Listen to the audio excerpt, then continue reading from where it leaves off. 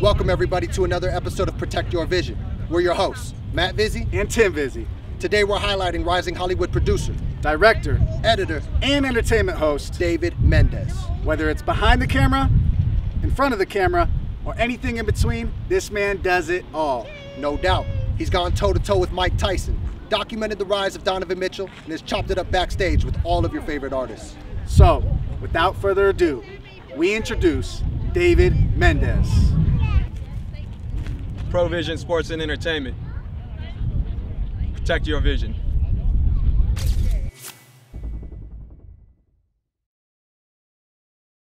His dog, my boy. Good to see you, baby. Fam. TV. So, ordinarily, someone might choose to be an editor, someone might choose to be a director or be a producer. What made you make the decision that, you know what, I'm going to go ahead and I'm going to do everything? It came out of necessity.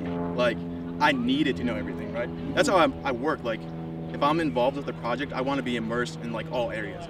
Right. And so also, you create more value for yourself when you know everything that's going on. Right? So it's like in sports, it's a good reference. If you're a team captain, you should know everything about every position. That's my mentality. I'm trying to be MVP, you know what I mean? Like that's how I'm trying to, I need to know everything. So what's the vision for David Mendez going on into the future? The vision is to live in greatness. What that will do if you live in greatness and like everything that you do, it's going to expand into every area of your life, right? Like if you're always living great, you're getting great results because it's hard. Yeah. It's so hard to always be on and always put 100% into everything that you do. Right. But if you're conscious of it and you can put that 100% and you're aware that you want to be great, then I mean, the sky's the limit, right? Right. No, I love that because I have a similar phrase where I say live in victory, which is the same thing. Oh yeah, live in victory, live in greatness. Like it's like you have to tap into it every single day. Got to tap. And there really is no days off in that aspect. No, absolutely not. Always got to be on. And you know what? I think it's funny though because it comes in the details of things. Right. To be great, to live in victory, it's in the details. The smallest things affect your whole life, which you don't even realize. Right. And so if you pay attention to those small things where you could be great, man, you're getting an uplift on everybody out here. Who do you look up to? Who do you derive your inspiration from? But The Rock. Oh, love it. Dwayne Johnson. yes. Yeah. That to me, like that's I represent that. Like that hard work, grind it out, do everything to succeed. Like, man, his energy too. Right. He's a person who's always living in greatness. Right. I feel like there's correlations between my life, his life, in the sense of what we want to accomplish, right? Right. And so when I see him, that's what I aspire to be as an individual on a day-to-day basis. Like, be great. Yes.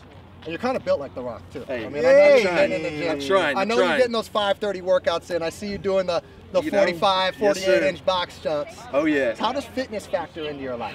Fitness, man, has always been a big part of my life just because of sports, right? Right. So we grew up playing sports, and that's kind of what set like a tone for my life in the sense of being dedicated to something, being passionate about it, wanting to win. I'm competitive, you know what I mean? Like to me, I think it's all driven off competitiveness. My whole life is compete to win. Right. Hate losing, right?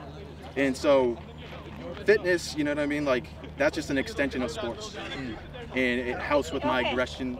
Right. Yeah, Or I can't get out anymore. It helps with just setting my mindset of I'm gonna be the baddest mother in the world. You know what I mean? Right off the jump. So it creates that mindset, and to me, mindset is like everything. Like once you create that good mindset for yourself, you can go execute. Right. So Dave, tell us about some of the shows that you've produced. Oh man, I have a lot of shows. My catalog's pretty big, right? One of my favorite shows is Beyond the Athlete. I did a lot of work with Cam Newton, Rob Gronkowski. It's like a documenting like their side hustles. Because every athlete has a side hustle, right? Outside of the sport. Outside of the sport. So So we're documenting these like behind the scenes moments with them where they have like a TV show or they have a clothing line. We're capturing those moments and like talking about that. Right. So their brand outside of the game. Absolutely, yeah. Right. How they build up their brand. Right. Because that's important. I mean, there's multiple ways these guys have so much influence. Yep. And anything that they do outside of the game, they can capitalize on more than ever while they are an athlete, right? Right. So and they're building their fan base, you know what I mean? Building up that fan base, and like to be part of something like that with like these A-list athletes, you know what I mean? Yeah, at the top of their game, in their prime. I got Cam Newton right off his MVP season. Wow. Right off of it, Yeah. you know what I mean? Yeah. And it's just like, it's truly remarkable, and it's amazing to just meet them first of all, and then kind of see what their psyche's about. So like another part of that is like learning about people who are in high levels. Right. So that's one of them that I love, Beyond the Athlete. Another one is called Backstage Diaries. So with that is like we go behind the scenes of an artist before they perform. Okay. And we talk to them about their rise to where they are, what they're expecting out of the crowd, and then we shoot the B-roll of the performance, you know what I mean? So it's like a mini documentary in a way. Right. Sweet. And yeah, man, it's just like getting to meet all these cool artists. I'm big into music. Yeah. And so getting to meet these guys and just seeing their stories, like, you know what's funny is this story resonates with so many people, and it happens a lot, is that they were this close to quitting. This close. Right. And that last hurrah, whatever it was, got him to superstar. Like, what, I don't know what it is. Like, so don't quit. You know what I mean? Like, that's just a lesson. Like, don't quit. Anybody When you're at the watching this, end of take your that to wits, heart. Yeah. You're end of their wits. Like, it's right there. Just prevail. Right. Keep pushing. So a lot of these guys, I mean, when they feel like there's no hope left, that was when they got their breakthrough or their big moment. So I think that's really cool. So anybody watching this, take that to heart. Like, success is a thin line, right? That's what it tells me. It's a thin line. And it's like really a matter of like, how much are you willing to suffer to get past that line? How much pain are you willing to take to be everything you were meant to be? Yeah. So it's just like, yeah, I love hearing those kind of stories. Love the grind. The grind of it is awesome. Absolutely. Another show, one of my personal favorites was Young Hollywood on the Go, okay?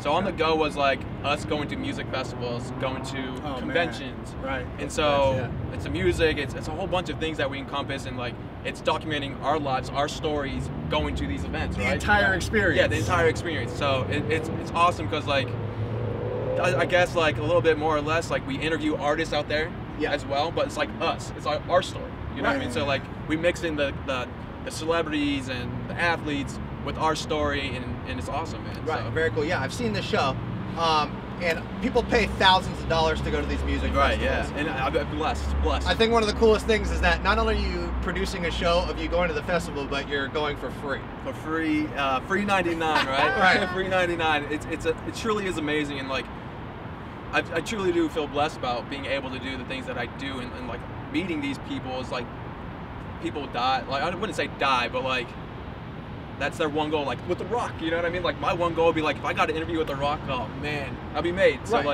understanding that these are privileges that I have. You've been in a one-on-one setting with Mike Tyson. Oh yeah. That's, I mean, a scary situation. That was a tough one. I mean, tell us what it's like to be one-on-one with Iron Mike. Okay, let me just tell you the backstory of this, okay? Because there's a backstory to it. So we're at a music festival, and we're shooting all day. I'm operating the camera, and sometimes have interviews on there. And we found out about Mike Tyson day of while we're shooting. Right. So it's like that interview was set up the day of. Have zero time to prep. No preparation. No time. prep. And at that time in my career as like a host, I was a novice. Like I was green, you know what I mean? Kind of brand new to the game. And so I was just thinking, is like, how am I? First, I had to formulate it into the show, incorporate it into the show, which is like totally separate from the music festival. Right. Two, it's Mike Tyson, right? Iron Mike, like. I grew up, he's an icon to me. Yeah. So just him, like, being in front of an icon like that, like, who I was like, wow, dude, like, I love Mike Tyson, right? Yeah. That's someone you get starstruck by. That's one of the few people that I'll get starstruck. Right. So that's Mike Tyson. Then, like, I'm also fearful for my life at the same time. If, like, I say something wrong to him, that he's just gonna, end my life with one punch. Right. I mean, Mike's a wild card. You don't know. You never know what's going to happen. You say something that upsets Mike, he might punch you. Yes, and not only, sorry to cut you off. Not only to cut, like, it's Mike Tyson, so he's been asked every single question in the book. So I'm like, what am I really going to talk to Mike Tyson about? That he hasn't already talked about before. Right. What story is there that we haven't already heard, right? Yes, yeah. So yeah, it was one of the few moments where I've been like scared going into interviews just because I was really unprepared, and like we ran straight after filming a set straight down to his show in Vegas. Right. There was like no time in between. Like it was just like on the go. That's the concept of the show. Right. On the go. So like it was on the go, and it was just like raw. It was raw as ever. Like it's super raw. How do you feel it ended up? Like how did it work out between you and Mike? Like me personally, I know it's not my best interview by any means, but like I think I did okay considering the circumstances. You know what I mean? Right. Like, You didn't piss him off at all? I didn't piss him off. I didn't. Okay. Did you stare him down? Right. Did you give him a mean stare down? I did not stare down Mike Tyson. We did have like a flex photo, Okay. and I think I got him. But I mean, the guy's also in his 50s, right? You know what I mean? So, but that was still a good moment to say. It's like, oh yeah, I was Right. swollen up on Mike a little bit. Because you're no stranger to stare downs. No, I'm not. I've seen an interview where you've actually had a face-off with Tyron Woodley Yeah. and UFC heavyweight and light heavyweight champion Daniel Cormier. Daniel Cormier. So I saw you face off with him. yeah. What was that like? What was going through your head Okay, as you're so, staring down into these UFC like, fighters' eyes? To me personally, that like, I've always wanted to like have a face-off with somebody, right? And I was like, I'll never get another shot with like a legend, Daniel Cormier, T. Wood, and it's just like, let's see what happens, right? Let's see what happens. You didn't back down at all. When I watched it, I was like, oh, Okay. Dave looks No, like I he's saw ready it. to fight. He was ready to go. Dave looked like he for was like ready to fight. literally for 1 second, I couldn't not keep like composure was gone. Staring down into their eyes was something different because like you were alpha males, right? Right. Alpha males, and Right. like it's just like you get in that mode and you're like, oh, I feel like Fight mode turns on. I feel Fight mode something. turns on. You feel something inside of you. So I was like, I had to step away because I couldn't take it. I was like, this like I feel weird. I felt weird It's- because it's like e- getting angry at someone that you enjoyed, It's right? either fight or flight, and you were ready to go. Because Like, low key. They're most likely feeling the same thing too. So Right, and also though, it's also like you're both looking at each other's souls, right? Yeah. So it's just like it's a little like Tension. we can there's the tension of it was like Right. phenomenal, and so yeah, it's fun, man. It's fun. legendary. That's a legendary moment, dude. Not many people could say they've with the survived the UFC standoff champ. with the Right. the UFC heavyweight champion who's fighting Brock Lesnar coming up in a few months. So I mean, Oh, you're in yeah. that same circle, dude. Maybe you'll be I've fighting done Brock it. soon. No, 0% of me wants any of that. I don't want that smoke. So you interviewed Donovan Mitchell Yeah. All-Star Weekend right before his blow-up, The blow-up, where yeah. he won the dunk competition. Right. Take us through that. Oh man, that was an incredible experience. First of all, second is Donovan Mitchell is a baller. He's an all-out No doubt. baller in just life, like just as a person, as a human being, right? Right. And so it was incredible to work with him and see what someone like that, because in my eyes, like he's like the face of the NBA. Like he's gonna be that new face. Okay. And so seeing how he operates and how he works and how humble he is, it's just like, man, those truly like one of my favorite shoots was with him. Right. And that was a show called Rookie on the Rise. Rookie right? on the Rise, yeah. yeah. So like he was a rookie that year. Right. 13th, selected 13th. No one really knew about him. Right. And we had a hunch, and, Right. And we got it right. He even had a low dunk rating in NBA 2K, Right, yeah. which is absurd considering he won the dunk dunk competition contest. that season. I was so sure of this man that I bet $100, and I came through on that dunk contest. Hey. So Hey. Donovan Mitchell, thank you for that extra Coming side up. cash right there. Yeah. Well, you had the inside information being that you Right. interviewed him before the dunk competition. Yeah. Uh-huh. So smart bet. Yeah, it was a great experience though. Just seeing the glow up, like that Right. moment, being in that moment of where like this is where things are really gonna take off for somebody, right? Like right. I was in that moment. I saw it. I witnessed it. I was Right. with him. Literally, you were with him in the moment where he went from being not a household name to a household name. Yeah, I was there in that moment. And Like, and you that's documented it. documented Like, it. And man, that's That's cool. special. Yeah, it was special. It really was special. Like I said, it was one of my favorite interviews just because like we were in that moment. I could feel the energy. I could just sense it. I sensed it. You know what I mean? I sensed it. Right. Who's one of your favorite artists that you've ever worked with? Music artist, I'd say this is Big Sean, because Big Sean, he has a mentality, I feel like, of always progressing. You can even hear it in his lyrics. He understands it. He understands what it takes to be successful. He understands that it's not an end game for this moment. There's always going to be a tomorrow, right? Constant refinement. Constant refinement, and he's also spiritually, he's in tune with like spiritually, mentally, like he's in tune. Right. And so like to me, that's somebody that's understands how to be successful in life. Right. He's living it. He's living it, and you hear it in his lyrics. How are you protecting your vision? How am I protecting my vision? The way I think I'm going to protect my vision, and it's I think I've said it earlier, is like mentally, physically, and spiritually.